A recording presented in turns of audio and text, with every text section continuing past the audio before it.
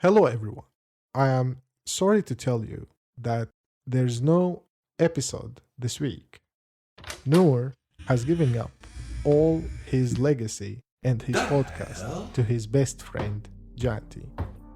Me, who's talking to you now. What the hell are you doing, man? This is my podcast. I know. Leave my mic. Drop I it. know, just Drop the mic. What you doing? What are you doing on my I'm sorry, podcast? man. I should have told you. I'm sorry. Just This let's is take it hijacking, easy. man. Take it easy. Let's have a small talk. Let's talk about your experience. What? My experience? The Nour Experience. So let's do this.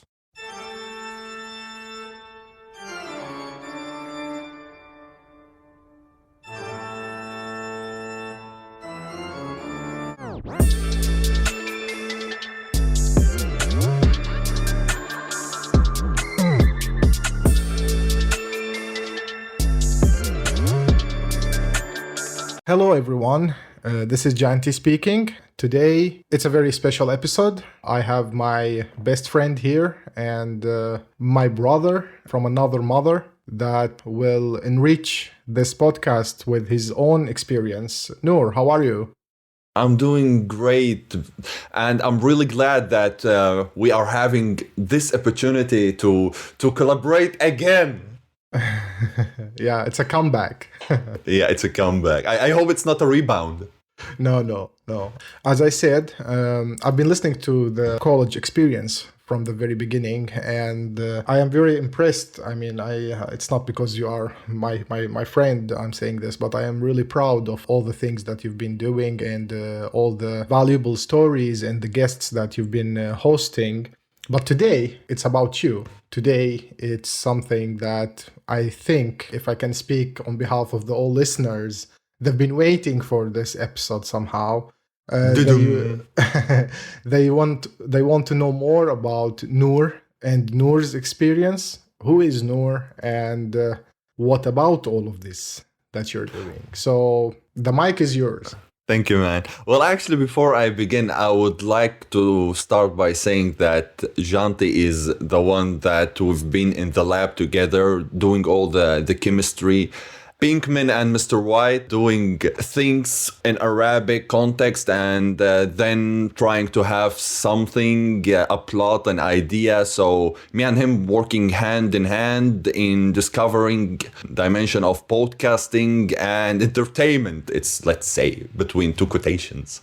Yeah. So... and I want to add that the college experience is something has nothing to do with quality because the quality is so low. The things that I'm recording in such inhumane conditions. But the thing is that I just want to get to the chase of the thing, recording and having some contacts with old colleagues and new colleagues, maybe new friends, to reestablish bridges that sometimes I really suffer to maintain. So I guess podcasting and us with disregard of any quality.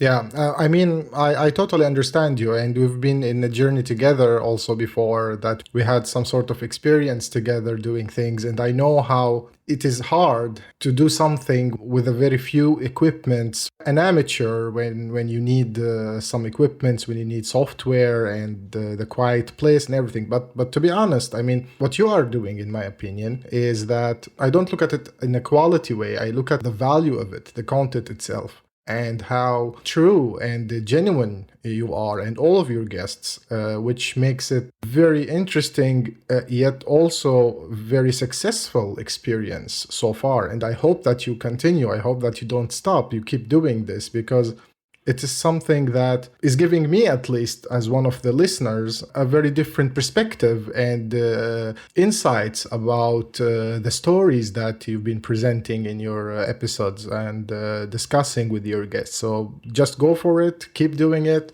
and we're all gonna support you about whatever. I know, you you're my first fan, man.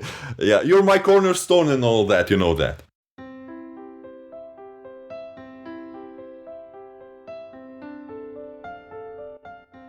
before we talk about Sweden and the university and the education and the podcast experience, I would like you to tell me a little bit more about your educational background in Syria, the country that you came from, and just to let us know more about how was it for you, what you were doing there, and maybe you can elevate to make some comparison to how it was back there and how is it here in Sweden, or how was it also here? You're a graduate now, right? You graduated from Yeah, Södertörn yeah, here in and Sweden. So and unfortunately, I'm going for my second bachelor in English studies. So yeah, I'm still on the way. yeah, so if you just let us know a little bit about your educational life back in Syria, and how do you think it differs from what you've been experiencing here in Sweden? You know, the thing is, what it differs is the whole surroundings of this experience, not the experience itself, because the experience itself, I can say that, you know, curricula and so it's relatively the same. Back in Syria, I studied English literature at Shrin University in Latakia, where is my hometown. Back at that college, I had the different type of experience, which is the social experience and what comes with that, more than the curricular thing, because I was so slacky back and then. I was so about drinking, smoking, having fun with the friends, and so more than focusing. I was so into cutting corners back then, maybe a little bit also in Sweden, since it's a habit and old habit die hard. But the thing is that in Syria, what happened in Syria is like I lived the real social life of the university, while here in Sweden it was more focused towards the education itself. So I can say that both are complementary to each other, and you can see at them from two different perspectives. Because there in Syria, let's say, like when I used to go with my girlfriend there once, we were making out behind the economy faculty, and a couple of, let's say, guards came and saw us, and they came to us and they told me, what the hell are you doing, Kaza? Let's take them to the students union thing, اتحاد الطلبة. Student, and my girlfriend was with me. She is scared as hell what is gonna happen. So me putting my hand on my wallet to take out the thousands to give it to them. Yeah, you could just bribe them easily. So exactly, you know, this is the first thing came to me. Like I told her, like, chill out, I'm gonna solve it. And it's like they just shifted and they told me, like, you know, dude, just like, you know, we're singles, just can you respect that? And they just walk away. They took the money, right? They didn't even take the money. That is the thing. They just flipped their minds and they just walked away. That is weird. Yeah. But okay, I understand now that it's a big difference in the social life of a student. Because it's so about, it goes with another dimension that, you know, where there is another set of social codes, of norms, all that, you know? Yeah. And then we would sum it up with my experience there. While here it's something else, something more logical, more static, maybe more on one-way road. Yeah. But I mean, I don't know if you want to go into the details of the differences in the educational system itself, the classes and the content and the subjects that you've been studying. Maybe you didn't study media in Syria, but you could understand how serious were the classes and how good the professors were compared to here. The workshops, the student collaboration, working together, studying together, all of this thing. Well, if you tell us something about that. Let me tell you something. Janty, you studied there, and you know that I know. the curricula given there is so extensive. Not only extensive, it's somehow, what can we say, totalitarian, let's say. It's totalitarian in a way that if you failed in this curriculum, you'll have to do it again, like to repeat the whole test. There's no completions, in Swedish komplettering, not all that. You just have to do it again. Yeah. Which is like, with time and time, it's like you are failing the driving lessons test. It's like with time, you get more insecure about you doing that again. Yeah. Yeah, and while here in Sweden, you have the completions that you can, like, let's say you're lacking this and that, you do that. Not with everything. Some of the curricula are just like in Syria. You failed, you have to do the whole test again.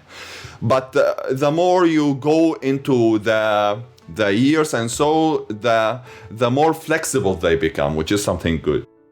Because they know that right now you are all about writing essays and going deep in you being examiner and having lenses toolbox to use. Yeah. But then you came to Sweden and you chose to hop in the educational system here and to continue the path of learning and studying in Sweden.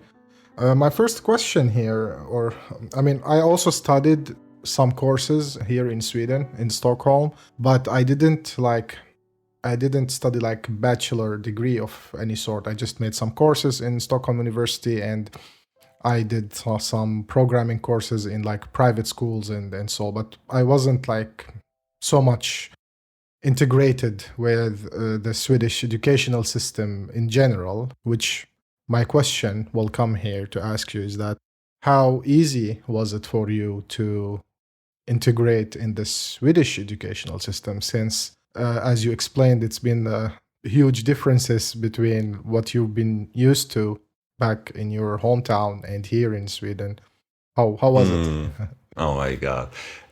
It's so different, and like any of that was just, let's say, a complex of different type of feelings and also anxiety, anxiousness from talking to people in Swedish, even though that I know Swedish, but it was like me trying to integrate or having the best, or in my conception, it was the clearest way of to gain some friends from my new, let's say, homeland.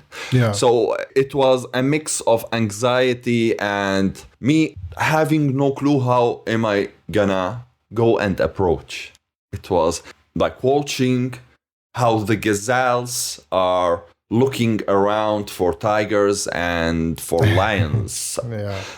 I didn't feel that it's have the easiness of like I had in Syria, because there is something in Sweden, or at least this is my reality about it, that people in Sweden, even colleagues, university colleagues, they are having their different type of friends, which the same in Syria. Yeah. But in Syria, no idea if the times that allow, or that you are over emotional with people there, that you would give them also the same amount of time, or you would find them time. It's harder here. Here we can meet each other after maybe every exam or so, but I wouldn't see them until I'm having a seminar or a lecture. Yeah. So on the friendship type, I had very good colleagues. I had some friends, but Janty, me and you are best friends, and we merely see each other like once a week or so. Yeah. So it is Stockholm, and some of my, one guest, she told me, if you want to socialize, don't come to Stockholm, go to Örebro. So thank you, but she's right. It's ugly truth, and it doesn't matter. I mean, this is the social aspect. If I may ask you about the learning system itself, how was it hard? I mean, in terms of exams, homeworks, essays, some workshops with colleagues, this whole system, it's also different from what you've been handling or going under in Syria. It's like someone hitting you with a pan, literally. Yeah. But Because how hard or easy was it for you to get used to the system of learning, of having midterm exams maybe, or having some essays written for some classes, doing homeworks, different type of assignments, and what do you think about it also? well, the learning curve was up and down to me because I had this anxious feeling that me being so insecure about, okay, is this the things we took? No, we took more than that. No, I need to catch up with the lections. We have tons of readings and all in Swedish. So it was to me so horrifying not be able to catch on anything. So I was anxious in the beginning until, as what you said, until I took that rhythm, took it up in my mind. I started to work on that rhythm. Somehow this also taught me how to cut corners because I had to do something to catch on. I was feeling so lost that I needed to do something. So I started to go deep and then to go all around to get something with the information I'm being given in the university because I was so lost. But with time, I started to collaborate. When it comes to an important or serious moment, I would flip to English and I wouldn't care about that because what matters to me in that moment is to get a precision in my information, maybe asking about something, asking once and twice because it's university and you don't play around with university and you don't discover yourself in the whole image. So in the whole image, you really need to be on the thing.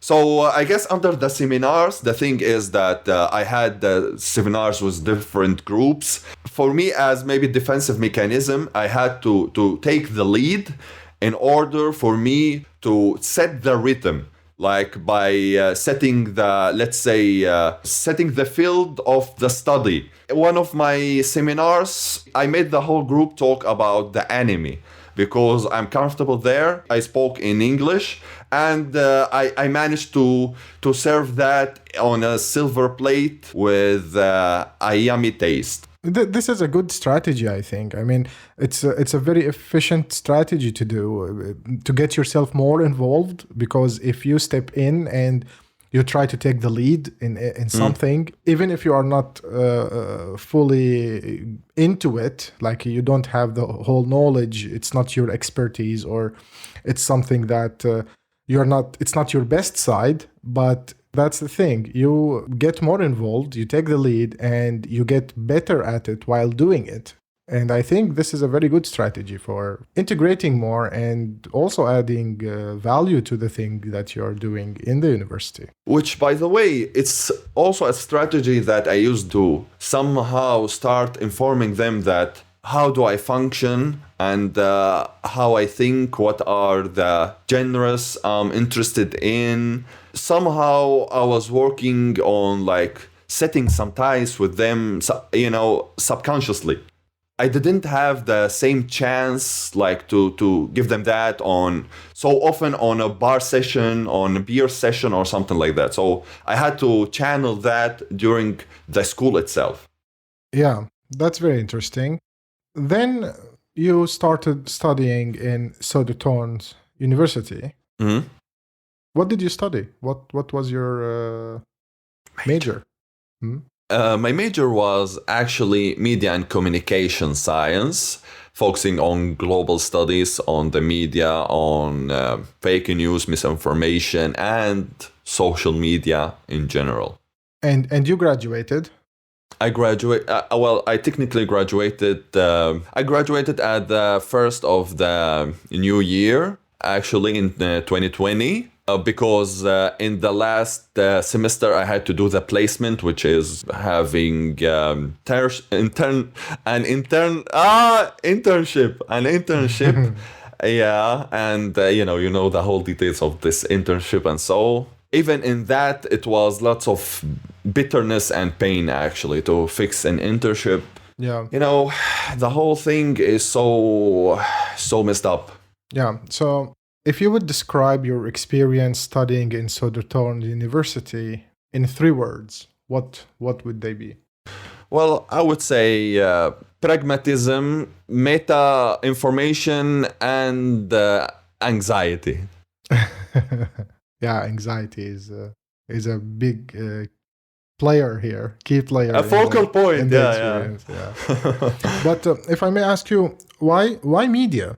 Why did you choose to study media? Why this field? Well, actually, let me tell you something. When I applied for media and communication science, I just wanted to get into to get late or to get in the university.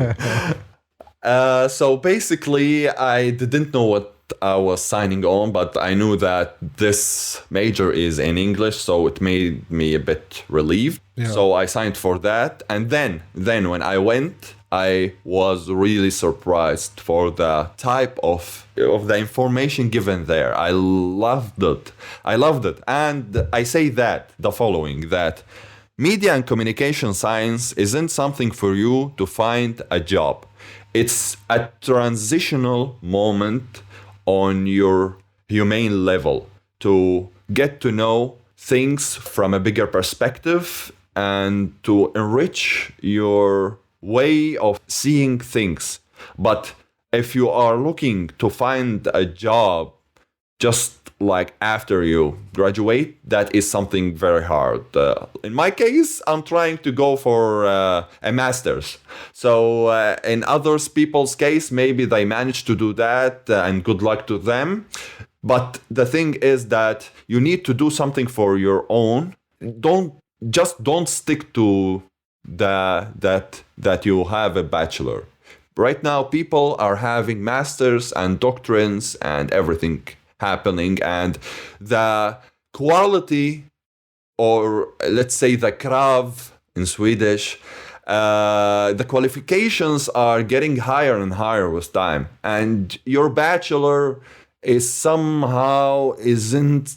It's like a certificate, it's becoming a certificate. You have to work on yourself individually also. But did you know back then that this major might not result into a stable job or a more clear profession where you can just have something secure and you can provide for yourself from it?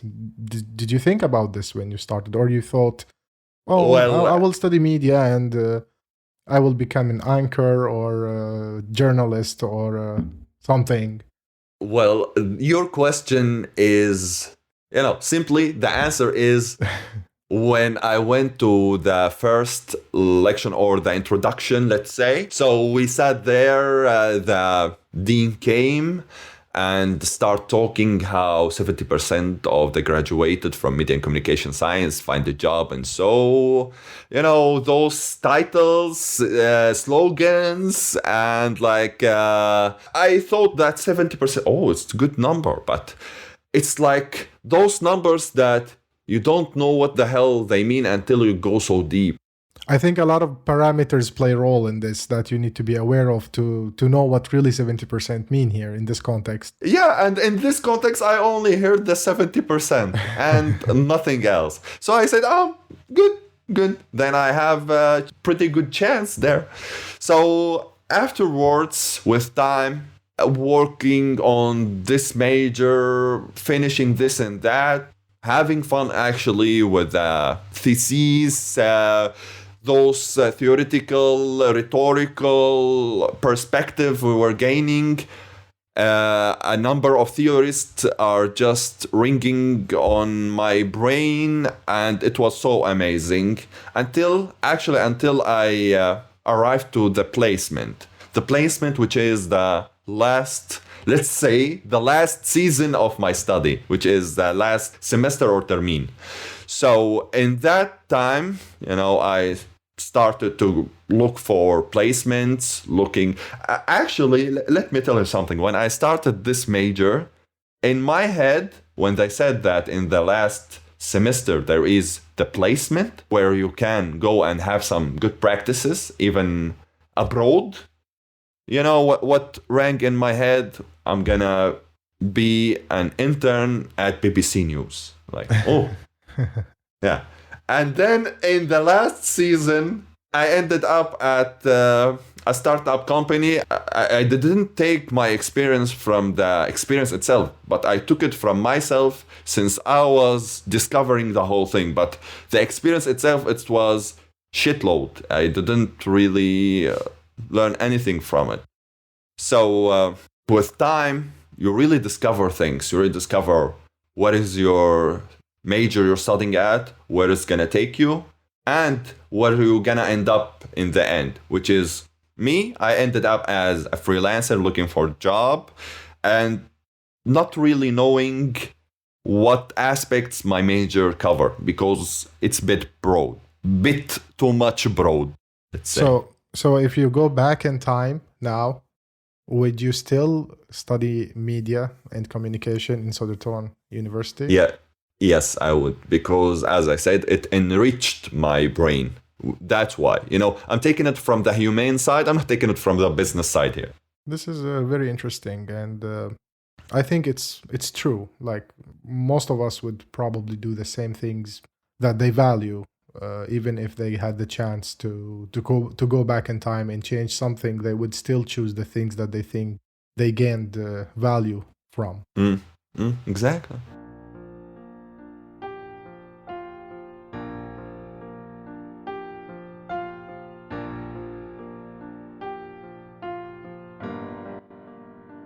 So let me talk about your final year in the university and specifically your graduation essay that you have presented. If you could just tell us about it and what was it about and how was the whole experience of doing it? Well, my essay was a qualitative study on the experience of online socialization and the infrastructure of social media platforms. So in a nutshell, I was, the purpose or the examination of my essay was to examine the phenomenon of social media saturation, as in order to understand the possible risks to the development of human identity during the adolescent period on social media platforms. Yeah. Actually, I know about the essay because I was part of it, but I'm trying to play the host role here somehow. Yeah. He is Agent X. Agent X was interviewed in that essay. If you could, why did you choose this subject? Why was the subject a matter of interest for you? Before I say that, I will bring another beer. Just a second. I even have to cut the power of my fridge to record this episode. So the reason I chose this topic is we are all interested in social media. I was aware how social media is affecting me, giving me anxiety, giving me a fast stimulus maybe, all that, how the emotions are getting real, the emotions having or received from me interacting on social media platforms.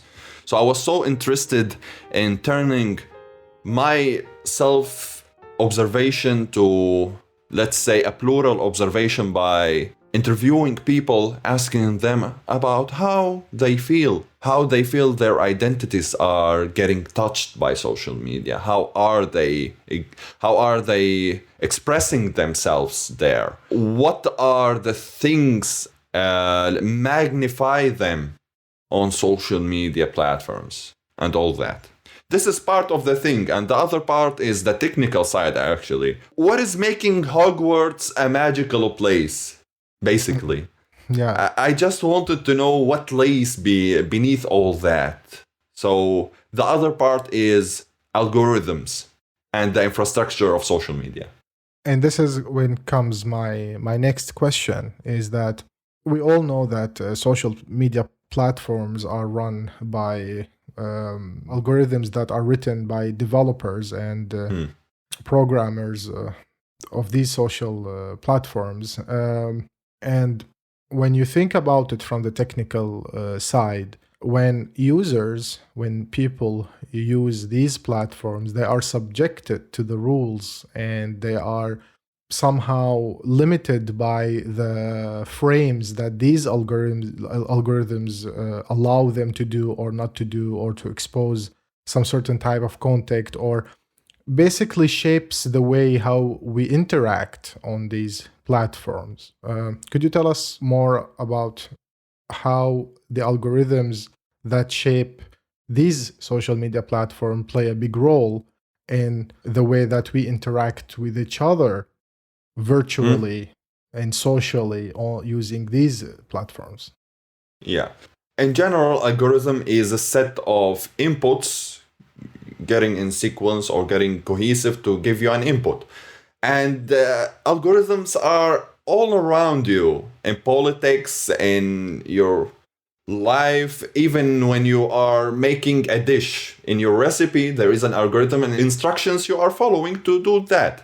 Yeah. So from here, we go on the technical side of the social media platforms. Somehow, those algorithms are all around, but you can't really see them on social media. You can see the surface of them, which is the old data in front of you, interface and all that. But this ambiguous type of power, you have no idea how they function, because you as a consumer, you only care about the first level. The other levels are more either geeky or someone for specialists to think about, or even someone interested in that.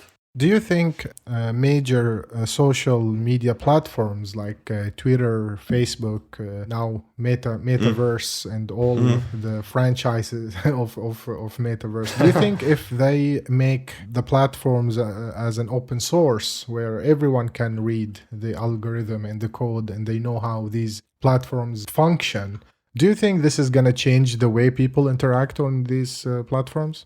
Well, actually, maybe not right now people really want someone to design them their way of how the flow is going. This all flow they're having on their live feed, I guess they like it how it is. Let me tell you something. Anyone who would start a Facebook after, like, let's say his account has been deleted, or like, you know, all his friends has gone, or her friends, when she starts, she really be mad that her live feed, her news feed is empty, and she has to engineer it again. I guess it's hard thing to give them responsibility, or to give us responsibility, but at the same time it teach you how to start from zero and how to know what you like, or to discover things that you may like, to discover, not to be recommended by. I think it's quite complicated way of interaction between tech leaders or technology owners and users in this term. I remember someone mentioned on social media that I think Steve Jobs, he was being advised by his advisors at some point that they need to get more feedbacks about the users and they know the users, and he was refusing that. His strategy was that the user doesn't know what they want. I will tell them what they want. So probably at some points you don't want people to decide how things will be, because they will not really know how things should be, and it's better to leave it to the expertise. But I didn't mean that they will be responsible for the decision. You can't change the code, you can't change the algorithm, but you know how it works. Just the knowledge that you know how it works, how is that going to change the way that you interact with this? Do you think that people would really care? Do you think the mass or the majority of the users on social media would really care to even read the algorithm, how it works? Because, for example, most of us, we don't read the terms and conditions when we sign up into these. So do you think people will be interested of knowing how this functions, or they just want something ready there that they can use? And reading the conditions is an hell way other story. Like somehow there is something that I may be the one that who would be the latest person who would talk about how sometimes cancel culture can be good. But in this case, cancel culture worked on our side because on your conditions and terms, they have the right to sell it to a third party. They Yeah. have the right to give it. And you give them the consent for that. Yes, and you shut your fucking mouth about it. But what happened? Happened that societies, the mass people, those activists, sponsors, all that affected them, Cambridge Analytica, and all that, blazing on them like hail. Yeah, the mass found their way to press on governments to reform all the regulations on how these social media platforms can function. And eventually, due to the backlash coming from selling user data to third parties like Cambridge Analytica, now Metaverse, known previously as Facebook, with a new strategy, of course, to hypothetically built on transparency. So man, imagine that they have to change their name just like Jimmy McGill in Better Call Saul, just to push people forgetting their past of bad deeds. Yeah. And now, as you know, like Meta, a new AI language, which is like a pioneering neural network, as called GPT-3. Now they're having in their lab, AI lab has created a new language model. When sufficiently capable AI agents to have an incentive to cooperate on a task with each other and to exchange a set of symbols as to be understood as a language. And now Meta are being so in, let's say, transparent with it. Now they are having their code published, available if you like to look at it and to, like read it. And so if you have the knowledge to that, you can do that. Yeah. But after what? After when the shit hit the fan.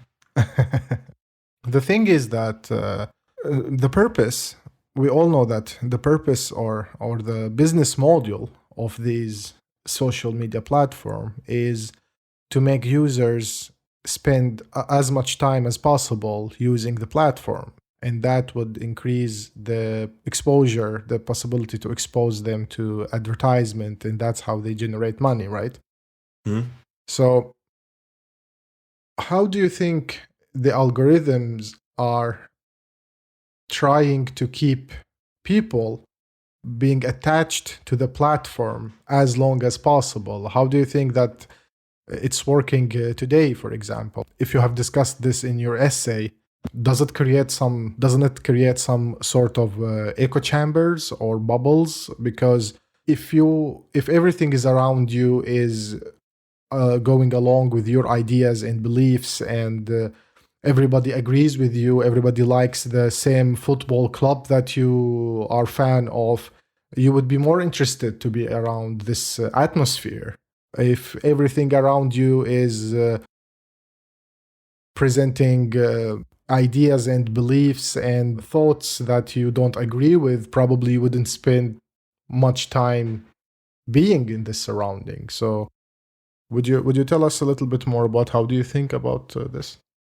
Yeah, as we talked, the steering wheel of the filter bubble represented by algorithm is countered by how social media users are choosing their networks and contacts using their favorite content, and so algorithms are keeping them in the place where they find their comfort zone, I guess. That is the whole thing. Being secured in the content you like.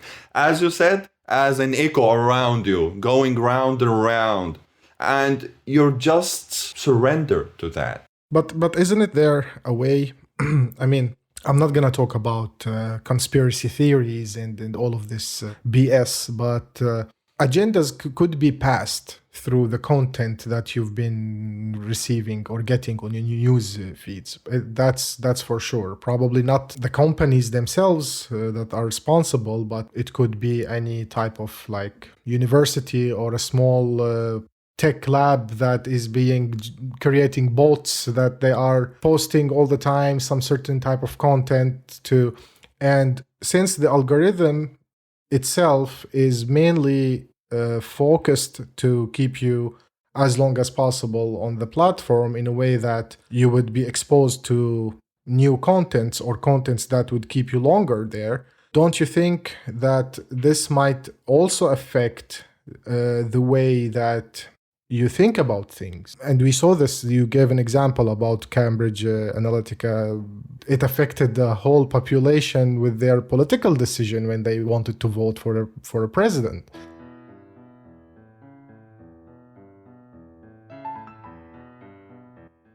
I guess the word change is a bit small. It shape shifts you, I guess. It Yeah. shape shifts you in a way that, you are surrounded, as we said, with all the things you like, while you are, algorithms are excluding you from any other outer source that would give you what contradicts the counter argument. The counter argument isn't there at all. So imagine yourself surrounded by people telling you a thing, and then comes that puny, imbecile person to tell you that, dude, this is all just in your brain. That is all just misinformation. Who the hell are you to tell him that? Yeah. With him having all the biases and all the confirmation biases, you can't simply just give him another dimension when he is so wrapped in his own or her own reality. So the thing is that filter bubbles are a part of the social media engineering and identity making. So it makes an identity, it creates a new one. Maybe it gives you another identity while you are someone else in real life, but right now I barely can believe that. Now the both are the same. But do you think that, let's take an example, Twitter or Facebook. Let's take Facebook as an example. Do you think that it's very hard for Facebook and the developers in Facebook to introduce a feature where users can can customize the content, that they can choose to get exposed to the content? For example, I can have a button where I can decide, okay, today I want to see content of the things that are totally opposite from how I interact with this social platform, the opposite of the likes and the things that I'm interested in. Tomorrow I wanted to only see the things. Do you think it's hard for them to do such a feature? I don't think it's hard, but why don't they do it? So basically, just like the new platform that you sent me, Mind. Yeah, Minds. This is a new social media platform that they have. They even tell you how much you would like to see opposing comments or opposing opinion. And they are so thorough with their categories and their filters, and so you can engineer your own algorithm to give you something you are really satisfied of. This is your own choice, man. Yeah. You choose what to see, what not to see. So the question is not how capable they are, because you know that they are capable. That's the thing. But why they don't do it? That's the question.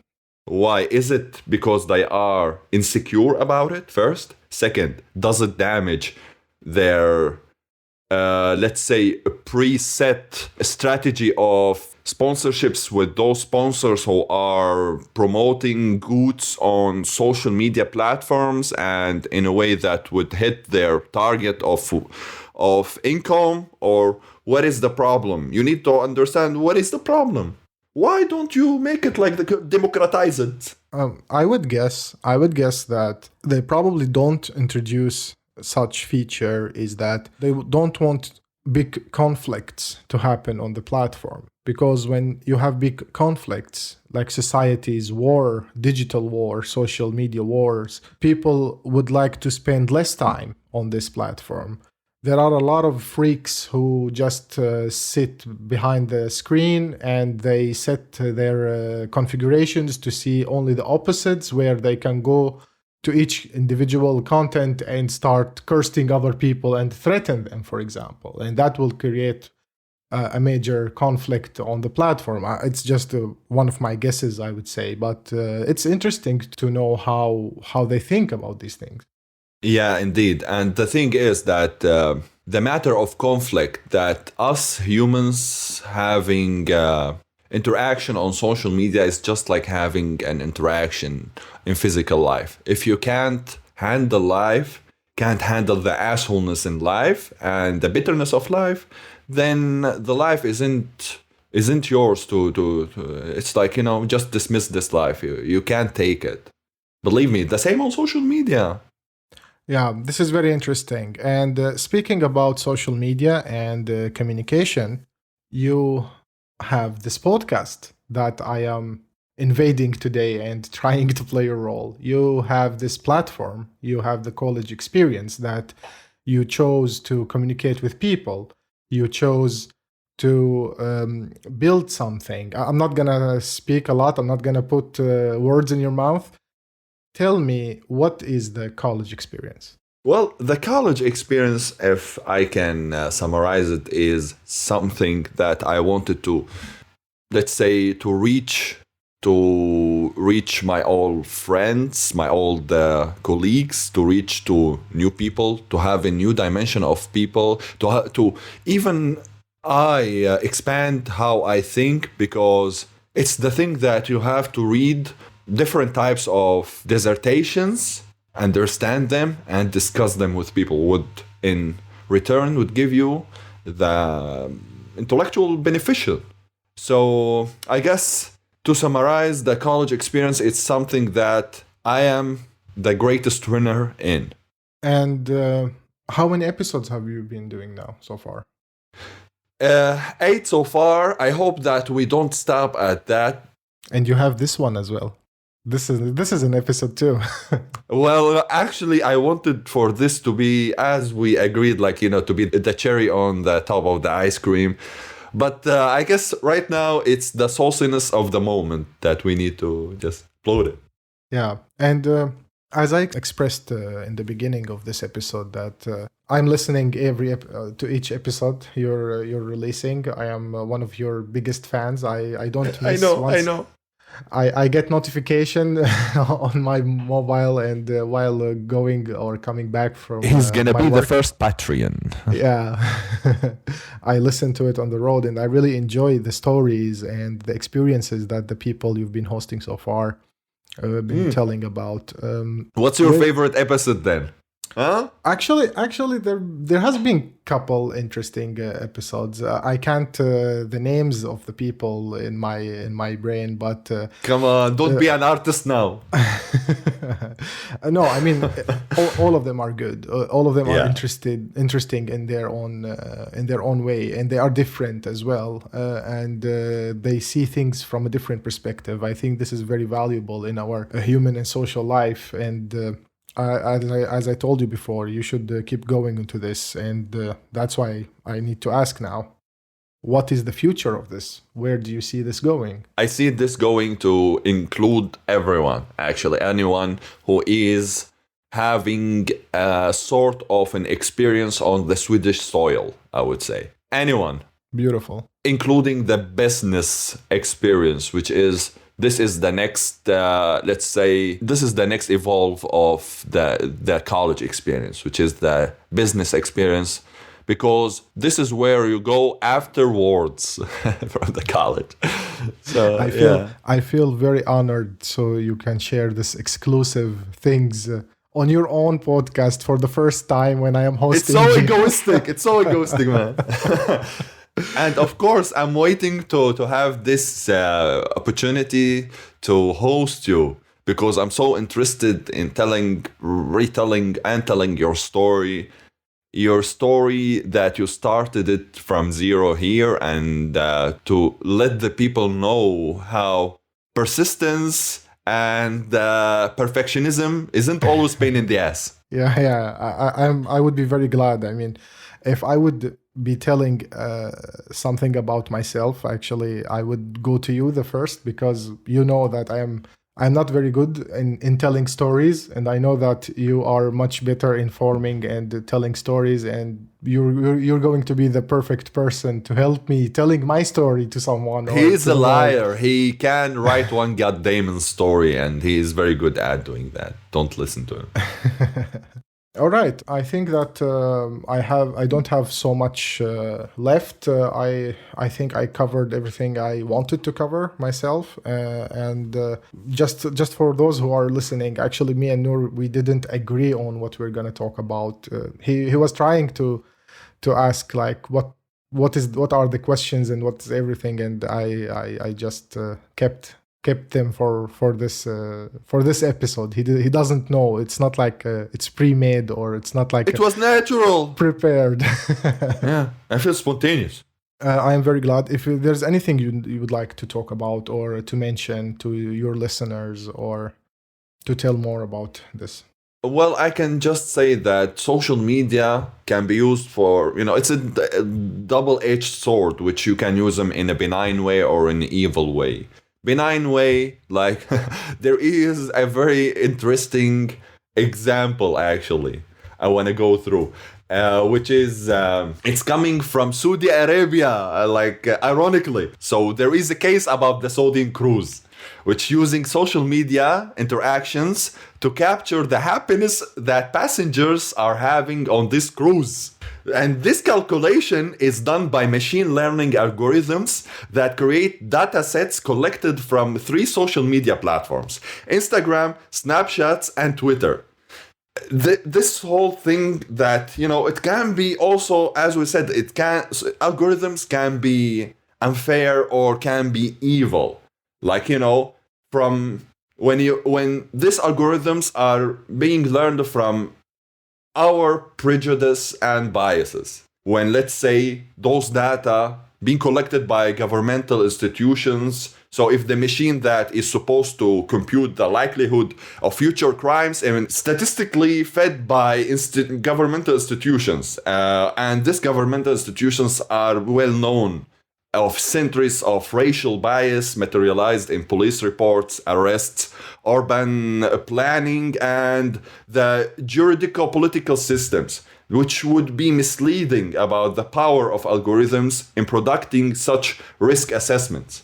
So it depends on how they use them. Yeah, it's a black box, and it depends on the writer of this algorithm. Exactly. I mean, me, myself, as a developer, I can speak. No matter how objective you have to be when writing a code of a program. And I'm not a social media programmer, but I would think about how a social media programmer would be thinking. No matter what objectivity they can have, you always put your own personal touch in your code as a human, as a programmer, as a single software engineer. You can easily fall into biases of your own beliefs, of your own ideas, of your own ideologies, even subconsciously, not knowing about it. And I think most of the problems and the scandals that come out now and then from these big tech companies is that due to the very human touch on these algorithms. Yes, they say it's machine learning, it's an AI, but I mean, come on. And in the end, an AI starts with the human code that is being put by a human being, and the human error is very common, is very natural to happen. And God knows how this AI will evolve when they get this base set of rules in the beginning. And the problem is, how are you going to explain to an artificial intelligence that we humans have our fucks, and then maybe we will learn from our mistakes? So take it easy on us, Mr. Artificial Intelligence, and just be understanding that we fuck. We get fucked and we fuck, and it's okay. We flop. We all flopped. So you need to give him the human touch when the artificial intelligence are really prevailed and really in the action, like the actual artificial intelligence that you have. Not that right now. It's all about that artificial intelligence thinking from its own subjective, objective reality. Yeah. Which is made by us. Oh my God. Yeah, but maybe I agree with you. Maybe we should teach these artificial intelligence and machine learning. He's gonna have anxieties. We need probably to teach them not to make the same mistakes that the human were doing. Yeah. It's the best thing, I guess. Very good. It's been a very pleasure. I think the time flew like a SpaceX rocket. So and came back to Earth. And came back to Earth, yes. So if there's anything you need to add, Nour, please go ahead. That was the pleasurest of pleasure and honorest of honor for seeing you hosting me. I wouldn't even change you for let's say for wait a second, what was his name, for David Letterman or for that thick Conan or anyone else. Yeah, I hope that I met the expectations, and I hope that the listeners didn't get annoyed of the way I hosted, since they are used to your voice being the host all the time. But this episode is a bonus one. It's as you said, it's the cherry on the piece of cake. It's an extra. So. Yeah, and it's okay to have the cherry in the middle of the cake. It's okay. Yeah. You have to be creative about it. Exactly. Thank you, man, for that. Okay, Nour. Thank you very much for letting me hosting you, and thank you all for listening to this episode. I hope you really enjoyed it, and you will meet Nour again with the next episode. Bye. Bye.